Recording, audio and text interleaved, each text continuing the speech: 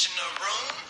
I'm the baddest bitch in the room. I'm the baddest bitch in the room. I'm the baddest bitch in the room. I'm the baddest bitch in the room. Until I go to the next room. I'm the baddest bitch in the room. I said it. The baddest bitch in the room. Until I go to the next room. I'm the baddest bitch in the room. Forget it. The baddest bitch in the room. The baddest bitch in the room. I'm the baddest bitch in the room. The baddest bitch in the room. Baddest bitch in the baddest bitch in the baddest bitch in the room. Baddest bitch in the baddest bitch in the baddest bitch in the room. I said it. I said to myself and myself said, who? You are the flyest bitch in the room. No other guy put it down like you. They can't do that thing you do. I said to myself and myself said, who? Said to myself and myself said, who? Said to myself and myself said, who?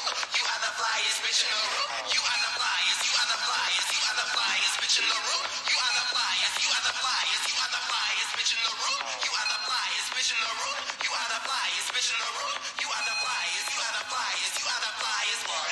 Flyest bitch in the room. Flyest bitch in the flyest bitch in the flyest bitch in the room. I'm the flyest bitch in the room. I'm the flyest bitch in the room.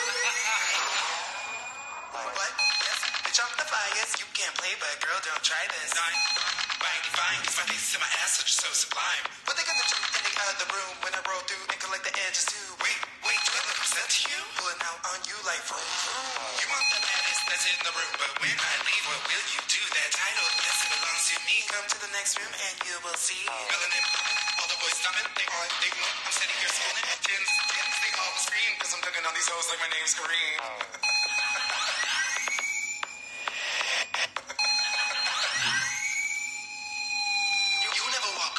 Shoes. You stay on the block, I fly and I cruise. You ain't got a rock star in my juice. You don't even count, listen to this haiku. Look, I do whatever I choose. It's my rules, I'm just glad I'm not you. I bet you can't stand me now. Good luck with my hand-me-downs, You got caught with your panties down. Fuck a crown, bitch, I'm coming for a Grammy now. Let me get my tens, bitch, don't forget it. Yep, I wrote that shit and you ran the Reddit. Time to give me my checks, bitch, run my credit. Don't blame the edit. If I said it, I said it. I said it myself and myself said, who? You are the flyest bitch in the room. No other guy put it down like you. They can't do that.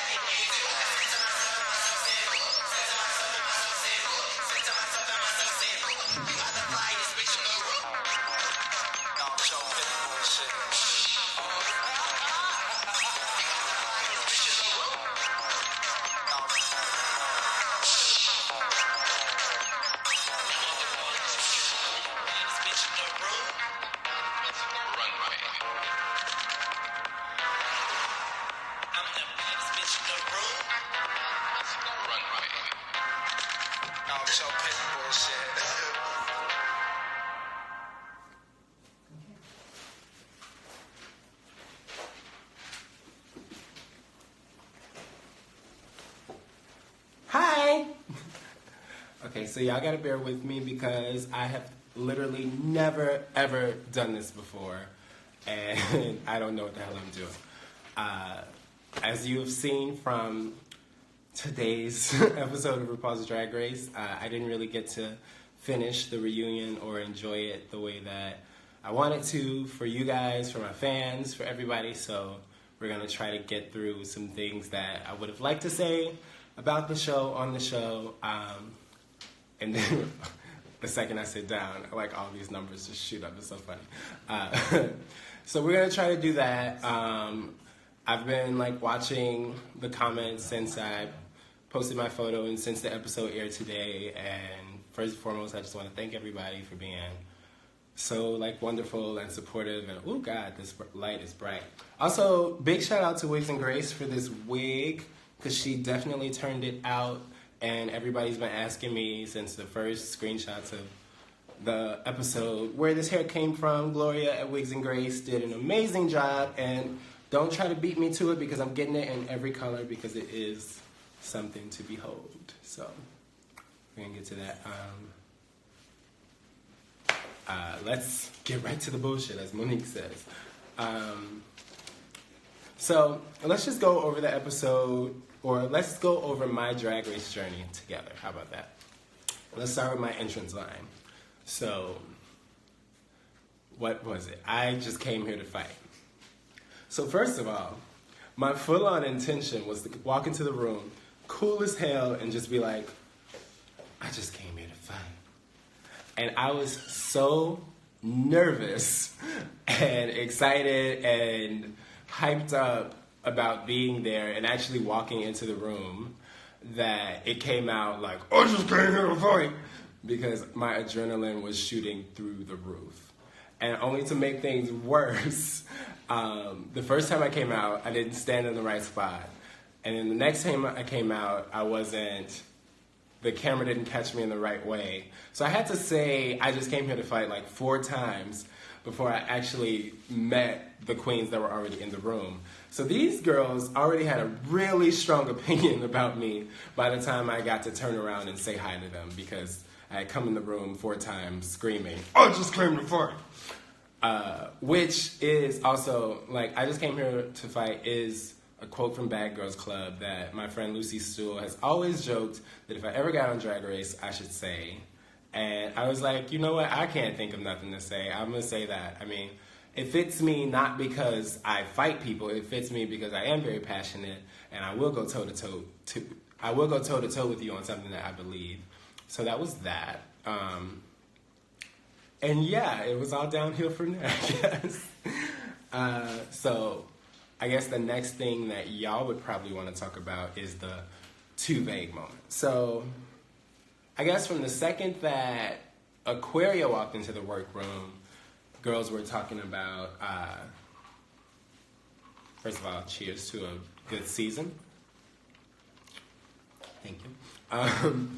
So the second that Aquaria walked into the workroom, girls were talking about her and Miss Cracker being twins or looking exactly alike. I'll give you a little backstory. I had met Miss Cracker in Chicago about a year before we filmed at a nightclub called Queen at Smart Bar. And we really hit it off. And then I met Aquaria at DragCon LA the year before we filmed, and I thought she was Miss Cracker. So I had already been through this whole confusion thing, and I thought it was just me. So when they came into the workroom and everybody was talking about how they looked alike, it was like, oh, so this is really a thing. Cut to us doing our makeup together, and first of all, and that is something that I should really point out too, is that if you look at the first couple episodes, me, Aquaria, and Eureka, and Mayhem did our makeup together because we wanted to know each other. We wanted to like each other. We wanted to kind of click up and be supportive of each other because we had all heard of each other and appreciated each other on some level. So it was kind of like a fatal move that we all made, thinking that, oh, we're all strong personalities. Let's hang out. Bad idea. So, cut to Untucked, and Aquaria and Monet were talking about this phenomenon of the two of them looking alike and this whole thing. And I think it's important to note that, like, when Aquaria was talking about it, Monet didn't say anything against Aquaria. That Monet didn't speak up for Cracker until I said that they looked alike. So I thought it was really interesting that once I came to the conclusion, based off what the two of them who actually knew Miss Cracker in the room had presented to me, that Cracker faked her way to the thing, then all of a sudden it's an issue.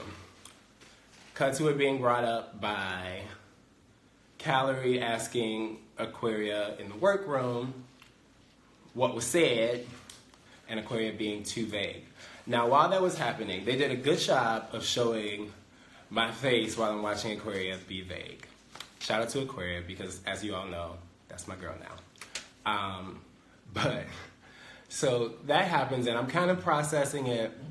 And if you notice, I'm sitting right next to Eureka.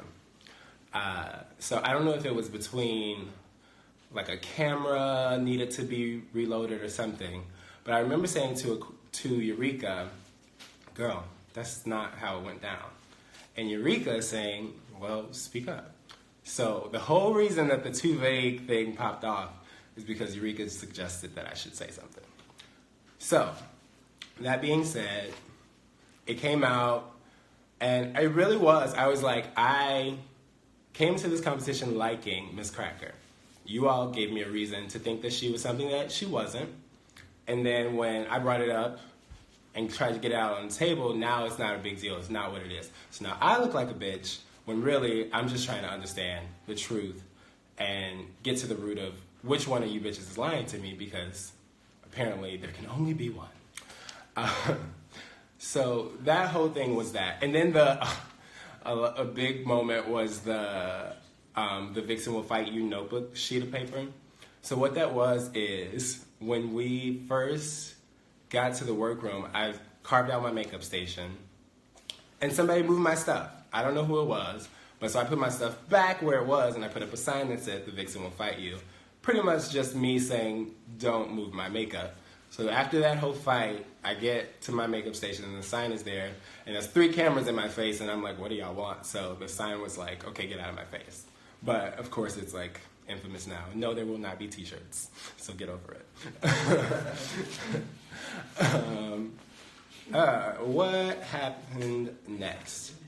Okay, so something that I thought was interesting about tonight is, so this reunion is here to talk about all the big moments of Drag Race. And after talking about the first fight with Aquaria, we skipped straight to Eureka.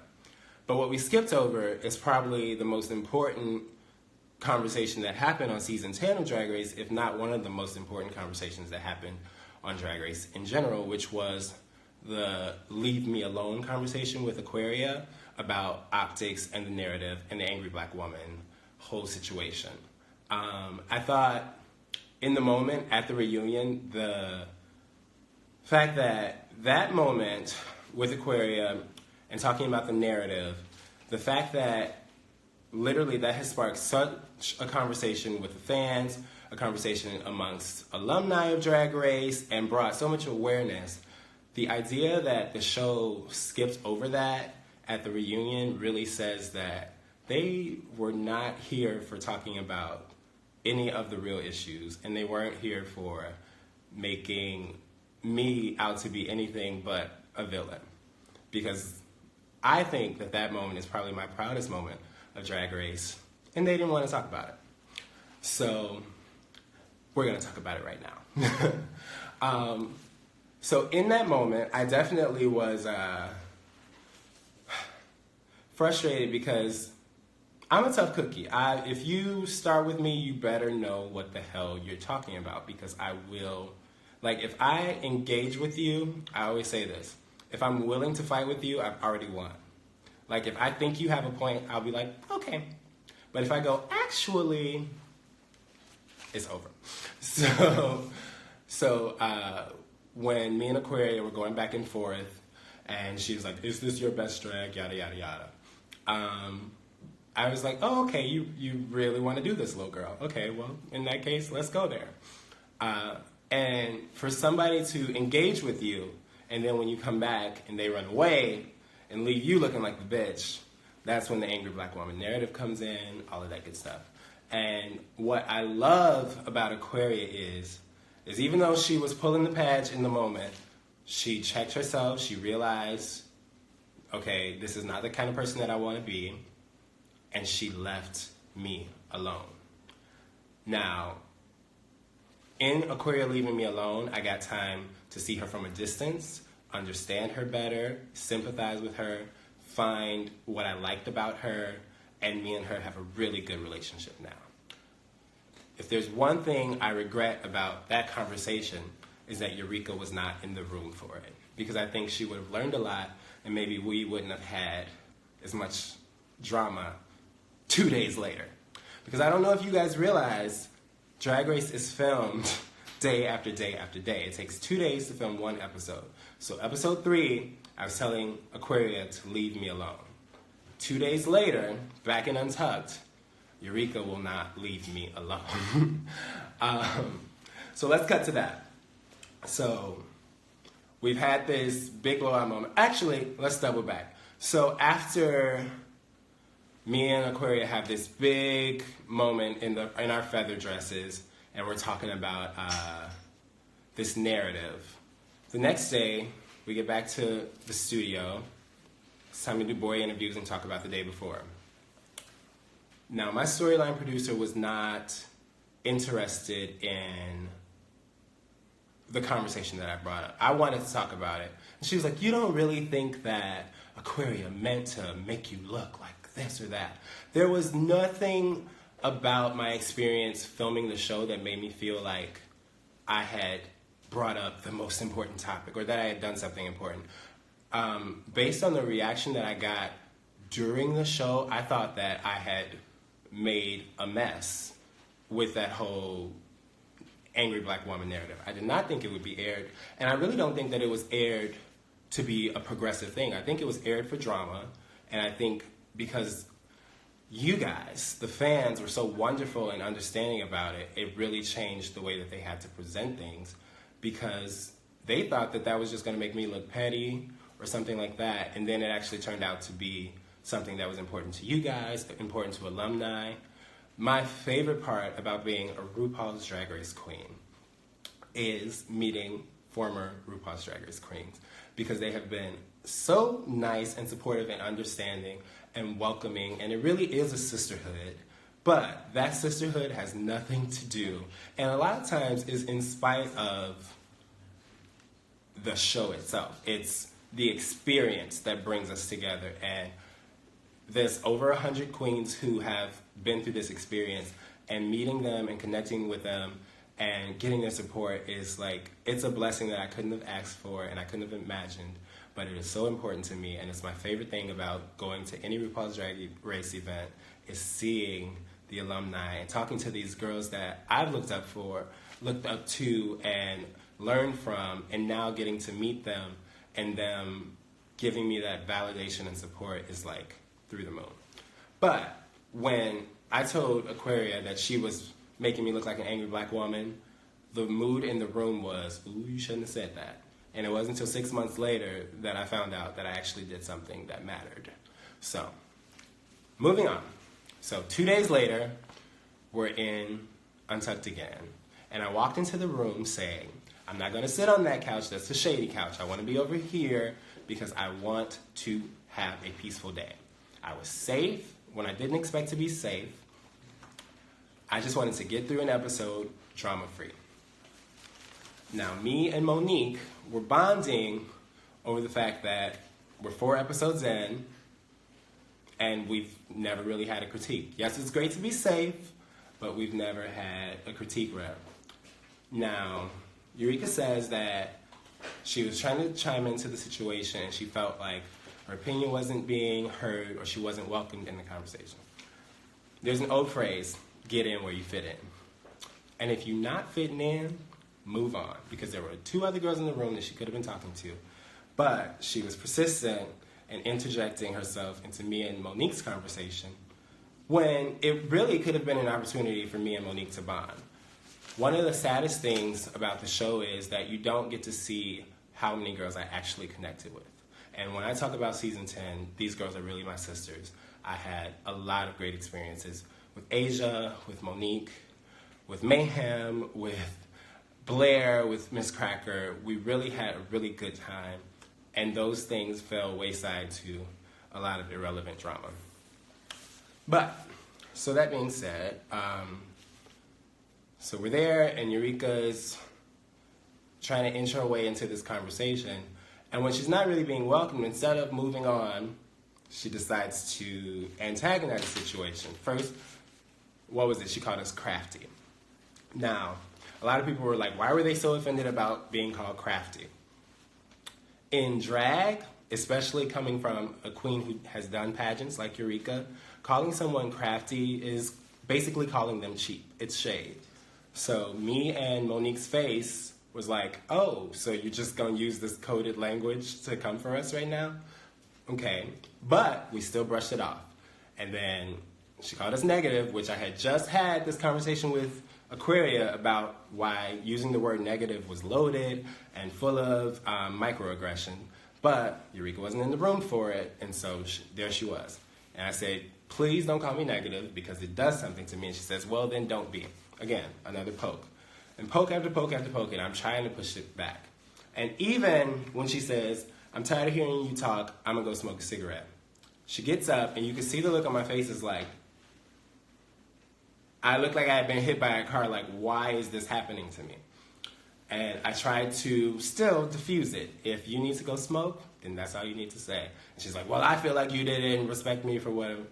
And this is where I can hear the alarm going off, looking at it. I can see the countdown, 5, 4, 3, until, and the tone of my voice when I say, I do not need to pick this fight right now. You are picking this fight with me. I can hear my voice straining to hold back tears and me deciding that I'm not going to cry in this moment. It's on, bitch. And so that's what had happened.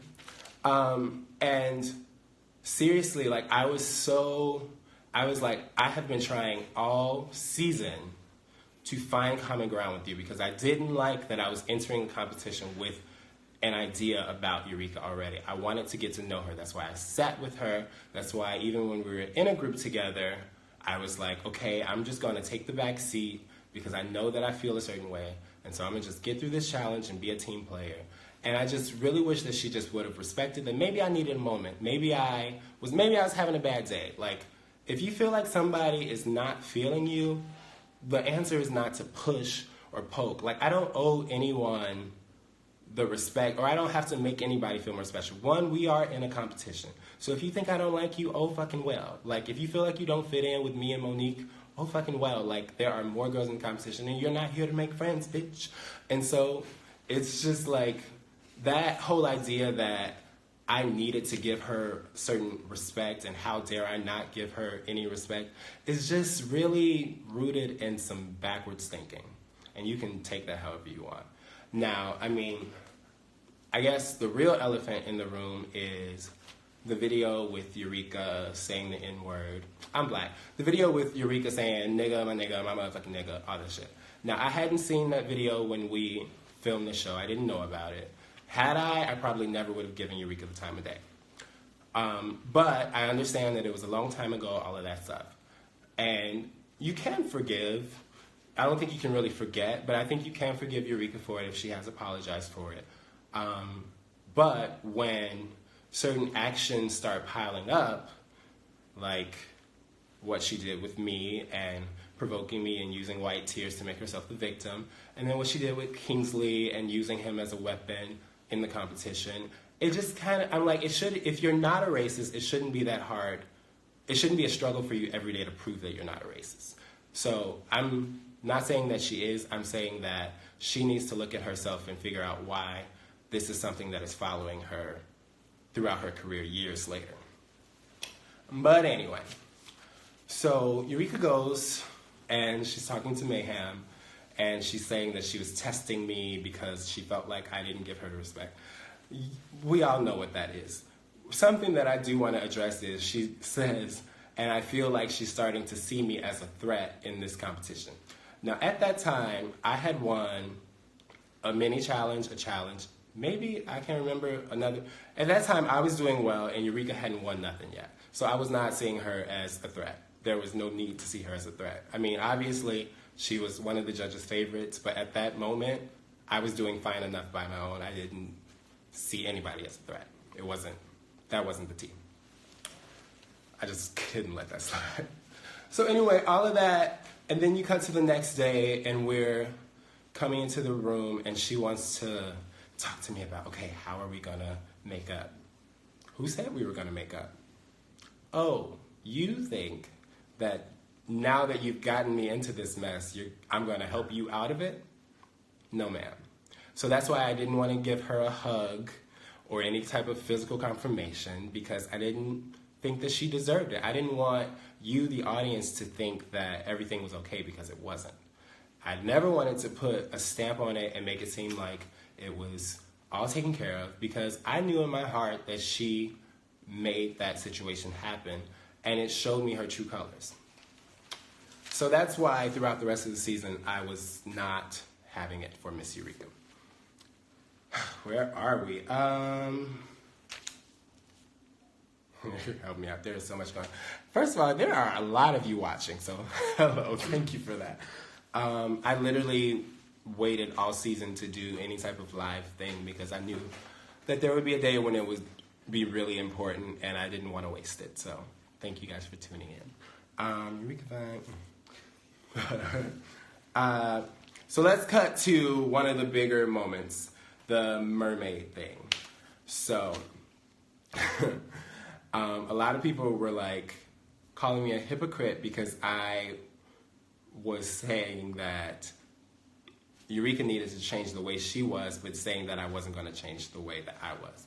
First of all,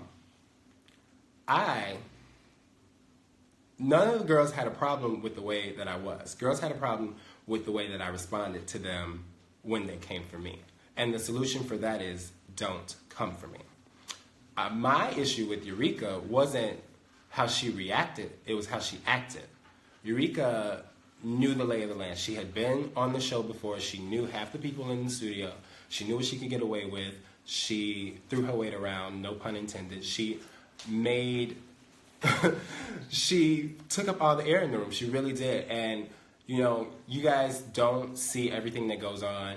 A lot of the girls were smart enough to save their nasty attitudes for when the camera was off. And, you know, that's a smart game. It wasn't the game I was playing, and if I was really a better competitor, maybe I would have. But I came into the show wanting to be as genuine as possible, and sometimes that doesn't make the best competitor. So that's my loss, but doesn't make you a good person, and I don't know how you sleep at night. But so we get to the Mermaid Challenge. Now, Snatch Game, good Lord. Asia, bless her heart, she really did not have a plan for Snatch Game. And our season, we had to audition with 3 Snatch Games. So I was really baffled at why she didn't have a backup. But whatever, she wanted to do Beyonce. I was like, okay, this is my thing. When I came into this competition, I was expecting to be maybe one of 2 black girls. It had not ever crossed my mind in the realm of possibility that I could be in the competition for season 10 with 4 other black queens. I was not prepared to compete against 4 other black queens. Me being Miss Black Girl Magic and all of this stuff, it was not in me to compete against 4 black queens. I didn't have it in me to try to send them home. I didn't have it in me to do anything against them. I didn't want to start a fight with them. I didn't want to engage with them in any way because I knew that there would come a time when I would want them to be in my show, Black Girl Magic, which will be at Metro Theater June 26th and will be in Detroit on July 17th, and we are making big moves. And I knew that I wanted us to get to that place, so I really just did not engage with the girls, with my sisters, in that way with Wakanda because I knew that I wanted to uplift them at some point. And honestly, I would have liked to see as many black girls make it to the top as possible. So there was no way when Rue asked who should go home, I was going to pick a black queen. And me and Aquaria, even though we weren't the best of friends, at least she had given me the space that I needed. And so on that stage, Eureka was at the bottom of my list. So it wasn't me being shady, but I was like, if this is my chance to send this bitch home, I better make a good fucking case. So that's why I went in and said all the things. Now, I think on the show they showed every girl at least saying my name. Now you guys saw how Miss Asia went in on Miss Cracker. And I would say she was probably a little harsh on me too when she said the reasons that she thought I should go home. And then, so we had Monet, and then Asia, and then Monique said that I should go home. And then Aquaria said that because based on the judges' critiques. It's also important to note that Aquaria on stage said, but to be fair, Eureka was very annoying this episode. That didn't make it to television, but facts are facts. So if you notice, when we get to Untucked, I wasn't upset with Aquaria. I wasn't upset with Monet because Monet had at least said, you know, Vixen because she is my strongest competition. My biggest issue was with Monique and Asia because, one, I could not have imagined doing that to them. And two, Asia had really tore into me like she did Miss Cracker. Of course, you know, later on, me and Asia have a lot of great moments, so it's no shade. God, give me some water. It's a lot of talking. I need some juice. She needs some milk. Okay, so we get to Untucked, and because I knew that I was about to go there, I think I chugged 2 drinks without breathing. So anything that may have seemed unreasonable might be attributed to lack of sleep and 2 cocktails. But, you know, so the big hypocrite thing and then all this mess. So I said that most of the girls in the room had said that Eureka was a problem. And Monet and Cameron were like, I didn't say that. Why didn't say that? First of all, Cameron hadn't said nothing all season, so sure, she's out. She didn't say it. Monet, maybe she did, maybe she didn't. But that's 2 girls out of the 8 that were left, and only 2 girls said that they didn't say anything. The other girls, maybe they did. So that was one thing. I think Monique did say that she was a little bothered by Eureka's performance. This is what you need to understand. When we sat down for Snatch Game, first of all, I sat on the top and Asia sat on the bottom. Producer stepped in and switched us. So now I am sitting between my 2 sworn nemesis, Aquaria and Eureka. So I'm in the worst possible position. I'm next to a baby and Melania Trump. Sweet. So a lot of that, and then like Eureka, knowing that I didn't like her as a person, still tried very hard to interact with me on the set, which got to me. And you know, if I was being a better competitor, I would have either played with her or played against her in a better way. But I was so wrecked emotionally that I was just like, please leave me the hell alone. Snatch Game is probably the worst experience that I had on the whole show. When I say on camera as Blue Ivy, I want to go home, I was speaking for Vixen. I was not speaking for Blue Ivy. I wanted out of that. But there was no way in hell that I was going to let myself go home because 4 girls on stage said that I was going home. Cut to this feeling, being on stage with my sister Monique, and I really did, more importantly, getting the video from my mom. Like, I was already on 10, as hot as I could possibly be, and then cut to my mother on screen. Me and my mom have always been really, really close, especially after my grandmother passed when I was 14, because then we really, really had to, we were the only 2 people in the house, so we were really face to face, and we became closer. She got to know me. She got to know me as a gay person. She got to know me as a drag queen, all these things. So me and my mom have, been through so much, and to hear her say to the world that her baby is a fighter, not knowing what my entrance line was, not knowing what I had been doing, but just saying from her own heart that I was a fighter and that she believed in me and she loved me and she knew that if I fought for anything, it was important. That meant more to me than any validation from a judge or from RuPaul. And honestly, with that, I could have went home because that gave me something to go home to. Having my mom's approval means more to me than any guest celebrity that could ever grace any stage. So, but like I said, I was not about to go home just because some other bitches said that I was. So I did learn my words, America, and I pinned in my wig real good. Shout out to Wigs and Grace for that wig too, because that mermaid wig was amazing. I did not like that RuPaul said that she thought it was the best I looked, because I remember specifically, and I talked a bit today on Twitter about how sometimes I dress to appease. So me, even going into the reunion with this blonde hair and this white outfit and this gold and just lace and I was trying to come in peace.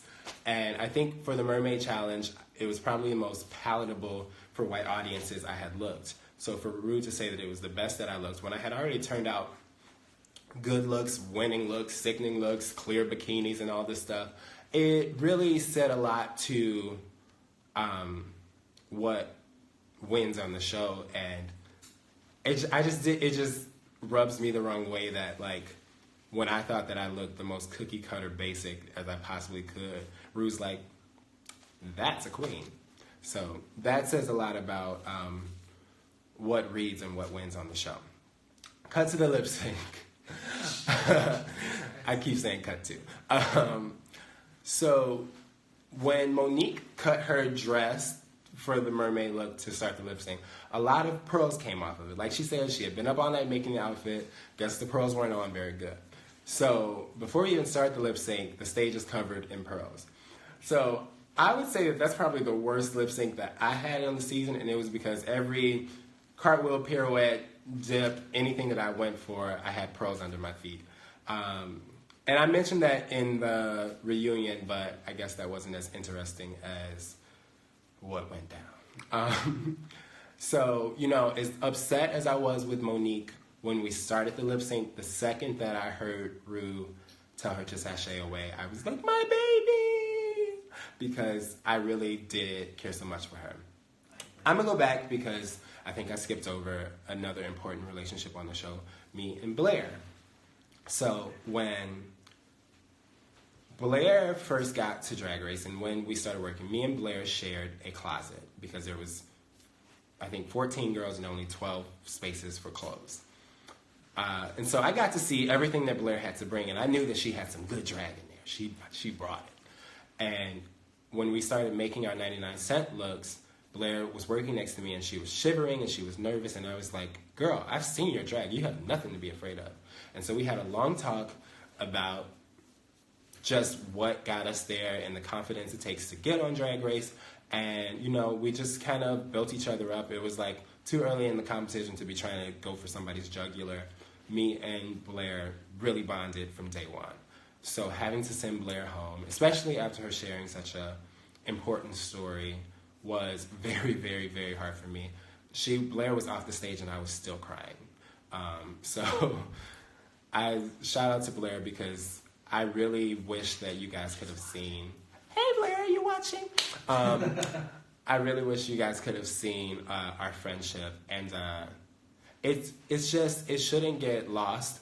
But also, I will say to the fandom, after that episode aired where I spoke up for Blair and said that I couldn't wait to find the person that attacked her, that was probably the first time on the show that I was starting to get support from fans. It was like, oh, Vixen's so nice, she's standing up for Blair. Listen, I was getting along with a lot of girls before that on the show, but it wasn't until I stood up for a white queen that all of a sudden people were starting to understand me. This is what's wrong with y'all. Y'all need to work on that. Because also when I finally at the end of, and when I was eliminated, said that I was starting to understand Aquaria, all of a sudden all these people are coming around. You can like a black queen who doesn't get along with a white queen. It's okay. I don't have to like every white queen, and don't let that be the only reason that you like me. If you only like me because I am friends with Blair or friends with Aquaria, you don't really like me. Moving on. So we did that. Monique had to go home. We're back in the workroom. It's share time. So, first of all, when I saw that Rockstar wig that they wheeled out for my share, I was like, oh girl, you are fucked. It's also important to say that on the share episode, when Monet is on stage for her part, you might see me in the background doing choreography. I was given a poncho with moth holes in it to do this gypsy character on stage while Monet was singing about cultural appropriation. I asked producers multiple times, why do I need to be on stage for this? I don't have a speaking part for this, and also it makes no sense. Looking back, a song about cultural appropriation is completely against my brand. I had no business on that stage. I would not make light of cultural appropriation. So having me on the stage for that point, one, wasted my time, it distracted me from my own part, and it made me look like a bit player in Monet's show. So I tried to get out of it, and I was kind of told, like, it's your decision if you want to do it or not, but you really should.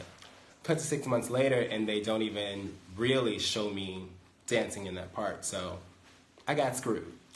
Cut to my performance as Cher. If, looking back, I wish I would have just had the boss to say, fuck this, I'm going to go put on some bone straight hair and do some ho like everybody else and get through it. Another important thing to say about the Cher Rusical is that the girls with the hardest choreography were in the bottom. Me, Aquaria, yes, Aquaria, you were in the bottom, and Asia. The girl who had the least amount of choreography, Cameron, won. Because sang songs, has nothing to do with single ladies dance all night, all that. I went home with different homework then. And a lot of girls have a lot to say about Cameron. What I will say about Cameron's ascent to top 4 is don't hate the player, hate the game.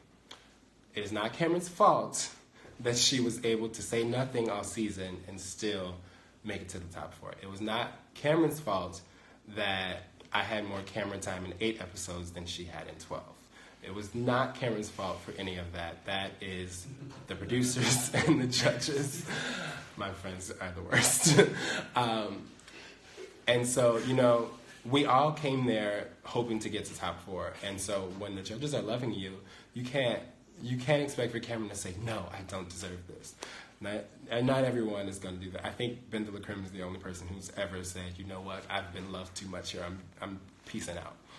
So when it comes to Cameron, don't hate the player, hate the game. So another thing that happened on the Cher episode that people love to talk about is my conversation with Asia. As much as I can, I try to skirt away from this conversation because it's very one-sided. What aired was Asia telling me what she thought about my experience. What didn't air was me explaining my experience to Asia. In that conversation, if you rewatch it, you just see me nodding and kind of holding back tears the entire time. When, in Drag Race history, have I had nothing to say? So, as much as I do appreciate that Asia came over and talked to me and tried to relate to me in that moment, I wish that I would have been able to have a voice for myself. But sometimes, like I've been saying, when you're in these situations, it takes someone else to speak up for you. And I'm really grateful that Asia has been willing to do that on numerous occasions. Also, if you ever see queens who should be doing their makeup stopping to talk, it's because a producer asked them to. None of us are like, you know what, I've got 40 minutes to put on this face, but let me talk to you about your mama. That's not how things go. It's not real at all. But even with that being said, Asia did say some important things and came to my aid. What I will say is she referred to it as the angry black woman syndrome. Now, syndrome implies that it's a sickness or it's something that needs to be healed. Black women have plenty of valid reasons to be angry. It's not something that needs to be healed. What needs to be healed is the things that are making black women angry, like cultural appropriation and double standards. So I am never going to be ashamed about being an angry black woman. I think that the fandom, the show, the world should be ashamed about the things that make black women angry, because black women are some of the most underappreciated women in the world. Malcolm X says, the most unprotected person in America is the black woman. The most disrespected person in America is the black woman. And you know what? It's not okay. And that's why we're angry. And as Portia O says, we have every right to be pissed the fuck off. So, that's that on that. Hiya.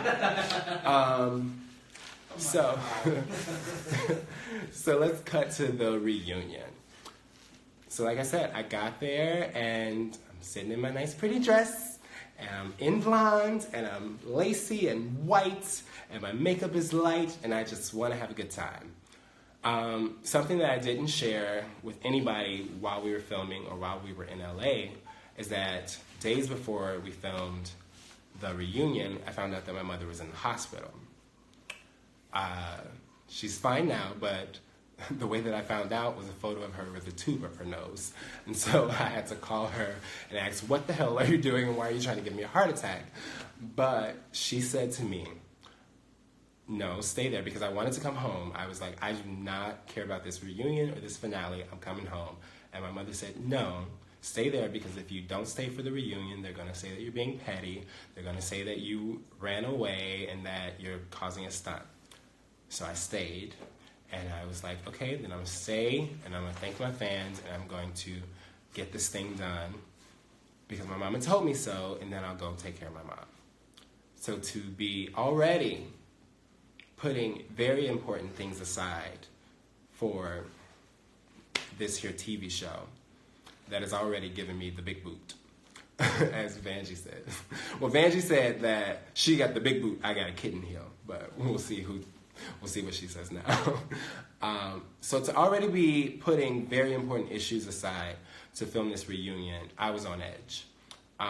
But I went in with the intention to smile through everything, to keep my voice light. I was hoarse from gigs. I was hoarse from filming the finale. I could barely speak in the first place, so it was easy for me to keep my voice nice and soft. But once we got to my line of questioning, I thought it was very telling that the first thing they wanted to say to me was, Vixen, let's talk about your confrontational side. Usually at reunions, it's, Vixen, how you doing? How's it been going? How's your life changed since the situation? Compare Vanjie's segment to mine. It didn't start with any drama. It was, Vanjie, how's your life changed? Have you made lots of money? Vixen, why you such a bitch? So that already told me that it was going to be a day. The next thing was the way that questions were asked. Being like, me saying that the fight with Eureka was the most upset that I had ever seen myself, and then Rue saying, and would your friends and family say that? Like, oh, I don't believe you? Why are you going out of your way to disagree with me? Rue is there to be a moderator, not an instigator, I thought. Sips tea. Do you want some drink? Yes, I want some drink. So that was very shocking to me. And then, here's the thing. Me and Eureka saw each other that morning. I said, your dress is gorgeous. She said, your hair is gorgeous. We had a good day. We really weren't in the mood to go at it. We've been through it enough. But if we're talking about it, we're talking about it. Okay. Oh, I'm going there. Okay. So since the show, once we got close to the episode, I'm going to talk about Eureka for a little bit. Once we got close to the episode where my first fight with Eureka was going to come out, she was going to be in Chicago, and I was not. And she was messaging me a lot out of the blue. And I was like, girl, I'm not going to be here, but, good luck with all that. I'll talk to you later. And she was like, well, come have a drink with me, like, before you leave or something. Like, I really want to see you. She was very, very, very, very insistent on trying to hang out, and I just didn't have the time. I had to go to Toronto for a gig. And then it came out, and I realized this concept of her testing me. And it really felt like she knew that the worst was yet to come, and she wanted to somehow get a photo or something to say, or a hug to say that, look, we're cool, there's nothing wrong. So I was glad that I didn't give her that, because had I done that and seen the episode, I would have been twice as upset. And I was really upset that I had spent all this time thinking that it was all my fault, that I was the monster in the situation, that I took it there, and that I didn't know how to keep my mouth shut, and I was always there for a fight. And again, I reaffirm, I did not start not one fight. I wasn't instigating with Miss Cracker and Aquaria. I didn't start it with Aquaria. Aquaria came from my win for Best Drag. For whatever reasons, not a fight I started. Eureka testing me. Now, throughout the season, that shows up in many ways.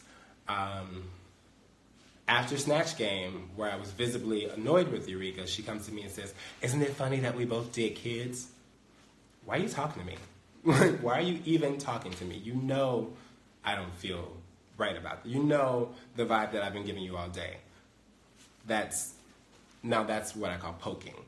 You, when we get to the share challenge, they do a montage of all of us like singing our parts. What they show is Eureka singing my part. Why is Eureka singing my part of the share musical? She trying to get on my nerves? She's trying to get under my skin? I don't know. When I was eliminated, all the girls, as they always do, come up to the stage and hug you before you walk off. Eureka was the only person who did not hug me. But when I got to Untucked to pack up my things, Eureka did leave me a note, and I was very hesitant to read it. And so I had a producer read it, and the producer said that it wasn't worth reading. I read it anyway to myself, and it was basically, girl, you slayed this season, you know, we're gonna be sisters for life. It was very cliche. It could have been written for anybody with just a name signed at the bottom. It was fake. Since the show and filming, every time that there was going to be any scuffle between me and Eureka, she would like stalk my phone and be like, girl, I'm trying to talk to you about this. I just really feel this way, that way. And when it started coming out, the video about her saying the N-word, she was yelling at us in our group message that we should be supporting her and having her back through it. And it was like, you made that video before any of us met you. But, you know, I spoke out. I said, I don't want anybody sending hate towards my sisters or whatever, yada, yada, yada. Cut to DragCon. Now, Asia had her own experience with Eureka. My experience with Eureka at DragCon was my assistant is shaking his head right now. So my experience with her was anytime we were out in public, she was literally backing me into a corner. Vixen, how are you girls? Good to see you. Can I have a hug?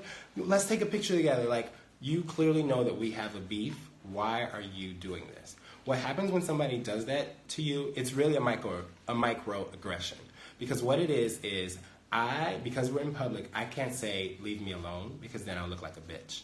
And I can't say, go away, or like, leave. You know, anything that I say that isn't just giving you what you want out of me and making it seem like we're cool, which we're not, makes me look like the bad guy. When really, you should just be, like I said to Aquaria, leaving me alone, because you know we're not cool. Even in dressing rooms at the shows that we did, she's walking up on me and my team and like talking to us, and I'm like, what do you want? We're not friends. You don't have to do this. You have your whole station over there. You have no reason to come over here. Thank you. So, I had, throughout the season and weeks leading up to the season, asked a couple of my sisters and producers to communicate to Eureka to literally leave me alone. We're not friends. We're not going to be friends. It's fine. We will be cordial in person, but stop cornering me. Stop putting me in this situation that is only triggering for me. I think a lot of times black people don't have the language to express mental health issues or just things that we should know, like triggering or anxiety and things like that. And I will say that, like, Eureka being a Southern girl, a white girl with a lot of privilege in the competition was very triggering for me. Because I am a Northern girl, a black girl who has been mistreated by white people, white drag queens in some situations. And so it was triggering for me. So what I needed most from Eureka from the start of the season was space, and I never got that. So at one point, I finally messaged our group message to Eureka and said, look, this is the only way I can get through to you. Please leave me alone. Stop talking about me in articles. Stop talking about me on Twitter. Just leave me alone. Now, instead of handling that maturely, Eureka, who started our group message, made every other queen in the group message an administrator and then deleted herself from the group message and blocked me on Twitter. She blocked me on Twitter, but she was still talking about me on Twitter. Not very mature, not the way you handle a situation. The only time anyone runs from something like that is when they're in the wrong. Unless you're like me at the reunion and you're being attacked, and the only choice you have is to leave the room. But so that's where I was with Eureka for the longest time. Now, after the reunion and everything that I went through, you would think that it would finally click with Eureka, it would get through. When I saw Eureka the night after the reunion, and after I had walked out and all this stuff, I saw Eureka outside the hotel on the street. And do you know what she said? She said, "Girl, can I just give you a hug? Have I not made it clear that I do not have any intention on ever hugging you?" So you know what I did? I gave her a hug. And I hope that that is the last time I ever have to do that. Another part of filming at the finale, I thought I had to do some filming as a boy. And I put on my boy interview outfit from the season, my black shirt with the leather cutouts. When I came back from filming and took off that shirt, I subconsciously threw it in the trash can. And I was like, whoa. And I think that was my body trying to tell me that I was done. So a lot of things have gone on since here and there, but what's most important to me has been the reactions from the fans. I really did not expect any support this season. I was expected to be painted as the villain. I was expected to be hated and misunderstood. And I got a little bit of that, but what is the most important and what I would have liked to talk about at the reunion is the love that I've gotten, the support, all the articles that have been written about me, the support from the fans, the support from the alumni. I am on 3 most influential lists of 2018. What drag queen gets that kind of honor? And none of that was going to be brought up at the reunion, which is a shame, because I feel like I did some really important things on the show, off the show, with the platform. I have shared a charity every episode for the whole season 10, and I have raised money for some really important things. I used to run a youth center called the Youth Pride Center, and they were the first charity that I shared, and they raised over $3,000 to go on their retreat this year, so congratulations to them. I'm very happy for them. I was just in London, and I donated my meet and greet to Gia Gunn's transition. Gia is one of my Chicago sisters, and I am so happy for her, and I hope she lives a beautiful life as the beautiful woman that she has always been. But none of those things were going to be brought up at the reunion, and so that was very sad to me. And that's why I left, because I could see that my story was not going to be told the way that I wanted to be told. Before I go, I also want to thank all of the publications that have shared my story, helped you guys digest it a little bit better. Right now, I'm doing a week-long takeover with Pride.com, and so there's a lot of articles coming out this week about my experiences in drag and Pride and being queer and black and all these intersectional things. I think that's wonderful. And I just really want to thank all of these young queer journalists and people who have helped tell my story differently, helped people see me in a different light. And because it really is you guys. Like, the show can do everything it wants to try to paint me one way, but I think what is amazing is that you guys have seen through the bullshit, you know what's up, and you're not standing for it. And so you guys have all the power. It's just like voting. If you choose to look beyond the bullshit and make the right decision, that's what's up. I always said evil triumphs when good queens do nothing. I got a couple seconds left. I will say a lot of this narrative has been the fandom has an issue, the fandom has an issue with this, the fandom needs to work on this. I think we need to face facts. The show has an issue. The show needs to work on treating queens of color, minorities better. There's never been a Middle Eastern queen on the show. I think the show we need more trans queens on the show, and they need to be celebrated. Black queens need to be celebrated. There needs to be challenges that foster success for queens of color.